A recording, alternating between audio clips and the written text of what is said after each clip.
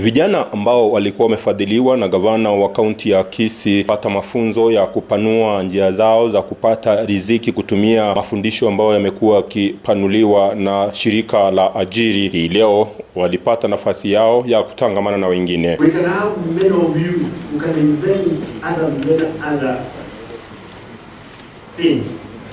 M-Pesa, amkuwa mnajua kwamba Najeni Manudi was a kisii. M-Pesa kila mtu anaiba duniani. Na mnajua pia sisi ndio watu wa kwanza. Kando na ndugu zetu hapa wakimbiaji, sisi ndio tuko na very moral. Vijana hao zaidi ya 2,000 waliletwa pamoja ni kwa mujibu wa gavana wa kaunti ya Kisii ili kutathmini uwezekano wa kupanua njia zao za kutumia kile ambacho wamefundisha katika eneo hilo kujifunulia njia za kupata riziki. It's important that we train our youth to embrace the uptake of new technology so as to acquire skills to enable them complete in the global job market. Ajiry is a progressive web application, BWA, designed to provide a platform for the youth to connect and network efficient, convenient, and free from control of third-party agents with employees. Akizungumza katika hafla hiyo, Dennis Makori ambao ni mmoja wa waliotoa mafunzo hayo na pia mwekezaji alisema kwamba vijana wako na tajriba mbalimbali na vigezo vya kupata riziki yao kwa kutumia njia ambazo zimepanuliwa na njia ambazo zinaenda mithili ya zile ziko kwa sasa. Software development.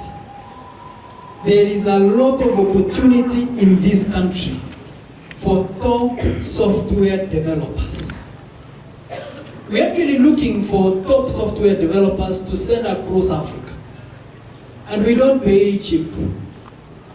Gavana wa kaunti ya Kisii kwa upande wake alishukuru vijana hao kwa kuvumilia kupata njia ya kupata pesa zao pamoja na kutathmini uwezekano wa kulinda mali yao.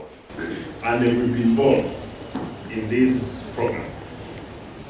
The enterprise development have come in to help us equip our youth with the requisite knowledge for growth in self-employment through medium and small scale businesses.